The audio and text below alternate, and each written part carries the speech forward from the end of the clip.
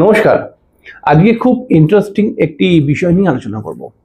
অনেক ছেলেরা প্রশ্ন করেন, দাদা বিয়ে যখন করব কেমন মেয়েকে বিয়ে করা উচিত? দেখুন, জ্যোতিষের একটা দৃষ্টিকোণ তো রয়েছে, সপ্তম ভাব, নবাংশ, দশা অন্তর্দশা, সপ্তমপতি, শুক্র, এগুলো তো রয়েছে। কিন্তু নেচার হিসাবে কেমন মেয়েকে, অর্থাৎ কেমন স্বভাবের মেয়েকে বিয়ে যদি আমি করি, তাহলে আমি একটি সুখী দাম্পত্য জীবন পাবো। তো অবশ্যই এরকম প্রশ্ন আরো বহু মানুষের হতে পারে, বহু ছেলেদের মধ্যে আসতে পারে। তো আজকে ভাবলাম কি এই বিষয় নিয়েই একটু আলোচনা করি। দেখুন, আহ, জ্যোতিষের দৃষ্টিকোণ তো একটি রয়েছেই, তাই না? লোকাচার বলেও একটি কথা রয়েছে। এই লোকাচারেতে আমরা বলি যে শুধু কোনো মেয়ে সুন্দর দেখতে হলেই যে তাকে বিয়ে করে আমি সুখী দাম্পত্য জীবন কাটাতে পারবো, বা কোনো মেয়ের যদি প্রচুর পয়সা থাকে তাকে বিয়ে করেই আমি সুখী দাম্পত্য জীবন কাটাতে পারবো, এর কোনো মানে নেই। সুখী দাম্পত্য জীবন এবং একটি মেয়েকে বিয়ে করে তার সঙ্গে সুখে শান্তিতে থাকবেন, তার জন্য একটি মেয়েকে যখন বিয়ে করবেন সেই মেয়েটির মধ্যে কয়েকটি গুণকে আপনাকে লক্ষ্য করতে হবে। আর এই গুণগুলো যদি থাকে সেই মেয়ের মধ্যে, তাহলে সেই মেয়ের সঙ্গে কিন্তু আপনি সুখী বিবাহিত জীবনকে এনজয় করতে পারবেন। তাহলে কোন কোন গুণ? প্রথম যে গুণ, ভালো করে নোট করে রাখুন। প্রথমে দেখুন কি সেই মেয়ে বড়দেরকে কতটা সম্মান করে। হ্যাঁ, যেই মেয়ের ভিতরে বড়দের প্রতি সম্মান বা রেসপেক্ট রয়েছে, বড়দের সঙ্গে কেমন করে কথা বলবো, বড়দের সঙ্গে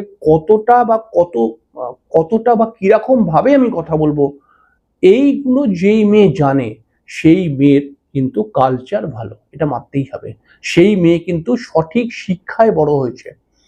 তার বাবা মায়ের যে শিক্ষাটা ছিল, সেই মেয়েকে বড় করার সময় যে শিক্ষাটা ছিল, বাবা মা শিক্ষাটা দিয়েছে সেই মেয়েকে কিন্তু সুশিক্ষায় দিয়েছে তার বাবা মা।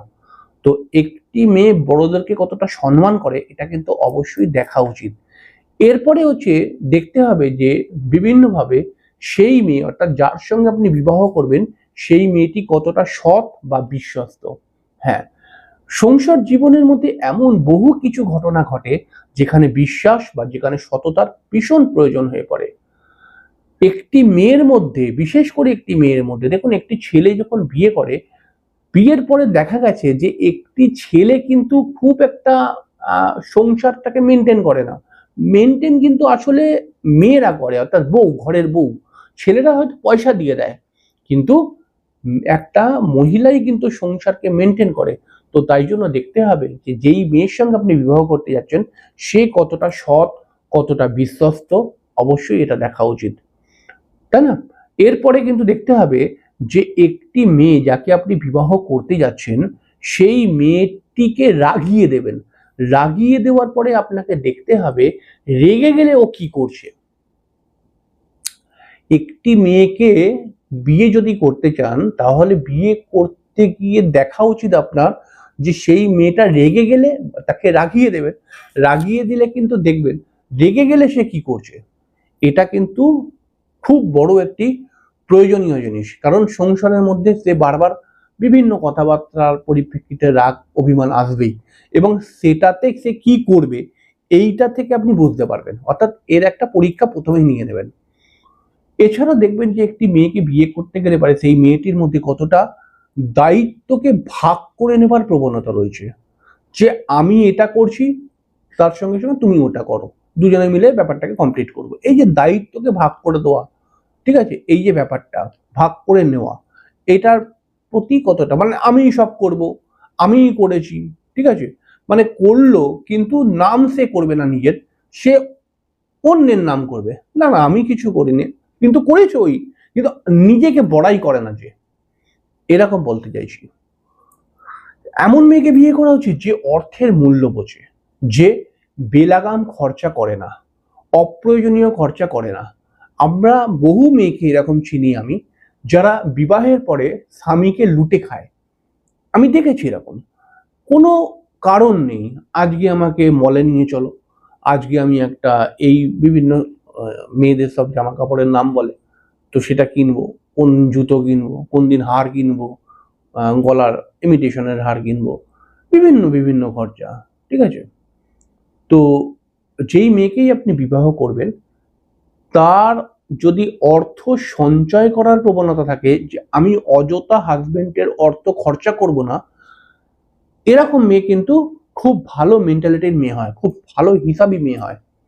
হ্যাঁ, প্রয়োজন পড়লে তো যেতেই হবে, কিন্তু অযথা আমি যাব না, এটাও যদি পরীক্ষা করে নিতে পারেন খুব ভালো। কিন্তু এছাড়াও যেই মেয়ে সবার সঙ্গে কথা বলে এবং সবাইকে তার রিলেশনের উপর ডিপেন্ড করে কথা বলতে পারে, ধরুন এমন একটি মেয়েকে যদি আপনি বিবাহ করেন যে আপনার ভাইকে নিজের ভাই মনে মনে করে বা নিজের ভাইয়ের মতোই কথাবার্তা বলে, যে আপনার বোনকে নিজের বোনের মতোই কথাবার্তা বলে, যে আপনার বন্ধুকে ওর নিজের একটি বন্ধু বা ভালো বন্ধু বা আপনার একটি বন্ধু তার জন্য যে সম্মান দিয়ে কথা বলা উচিত সেরকম ভাবে কথা বলে, এরকম কিন্তু সবার সঙ্গেই কথা বলে, কিন্তু সবার সঙ্গেই একটা বিশেষ ধরন রেখে কথা বলে, ঠিক আছে?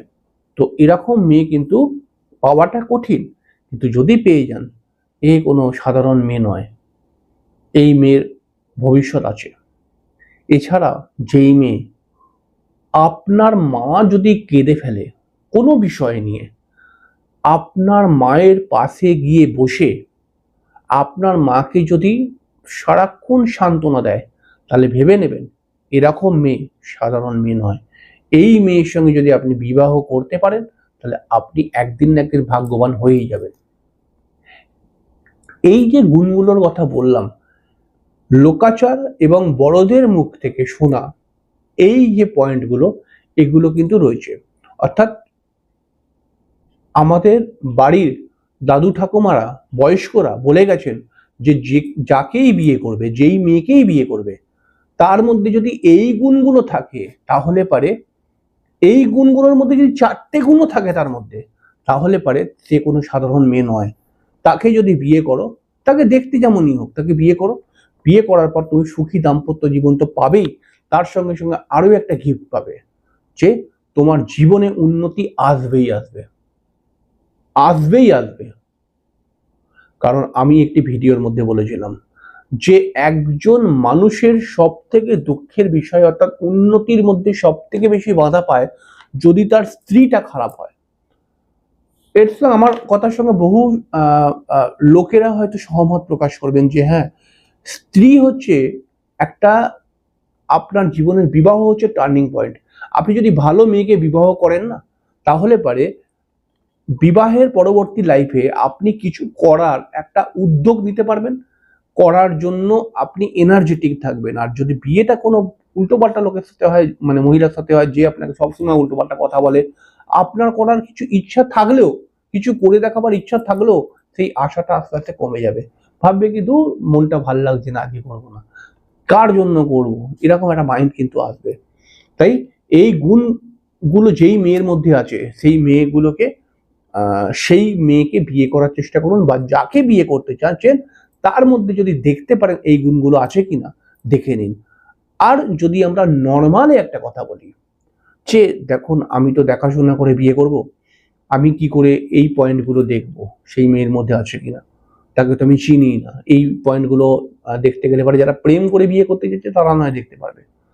তাহলে মানে আমি অনেক ক্লায়েন্টকে বলি এই কথাটা, যে আপনি যেই মেয়েটার সঙ্গে বিয়ে করতে চাইছেন তাকে এতগুলো পয়েন্ট মিলিয়ে তার সঙ্গে বিয়ে করতে পারবেন না, তাহলে একটি পয়েন্ট তো মেলাতে পারবেন। আপনি শুধুমাত্র তাই সেই মেয়েটাকে জিজ্ঞেস করুন যে তুমি ঠাকুর ঘরে কতক্ষণ কাটাও সারাদিনে, এটাই আপনার কে বলিয়ে দেবে যে মেয়েটি হীরের খনি না মেয়েটি লোহার খনি, মানে মেয়েটি আসলে কতটা ভালো হতে পারে। যদি সে বলে যে আমি ঠাকুরের ভক্ত, আমি পুজো পাঠ করতে, ধার্মিক কাজ করতে, ঠাকুরের কাজ করতে আমি ভীষণ ভালোবাসি, আমি অনেকক্ষণ তো ঠাকুর ঘরেই কাটাই, ভগবানের পুজো করি, তাহলে সেই মেয়ে কিন্তু পারফেক্ট হওয়ার কথা। আর যদি সেই মেয়ে বলে যে আমি অত ঠাকুরকে অতটা মানি না, ঠিক আছে, বা আমি সময় পাই না ঠাকুরকে পুজো করার, আমার বিশাল কাজ, আমি বেরিয়ে যাই ওরকম রকম বিভিন্ন কিছু, তাহলে পরে কিন্তু খটকা লাগতে হবে, ভুরু কুচকাবেন, যে এই মেয়েকে হালকাভাবে নেবেন না। যে ঠাকুরের পুজো করে না সেই মেয়েটা কিন্তু বেশিরভাগ সময় চান্স আছে বিবাহিত জীবনের বিষয়গুলো কন্ট্রোল করতে পারে না অনেক সময়। এটা আমার অভিজ্ঞতা থেকে আমি দেখেছি। আপনার কি মতামত রয়েছে আপনি অবশ্যই কমেন্ট বক্সে লিখবেন। আর চ্যানেলটিকে সাবস্ক্রাইব করে বেল আইকনটা ক্লিক করে দেবেন। আর অনুষ্ঠানটি ভালো লাগলে পরে একটি লাইক কিন্তু দিতে ভুলবেনই না। নমস্কার।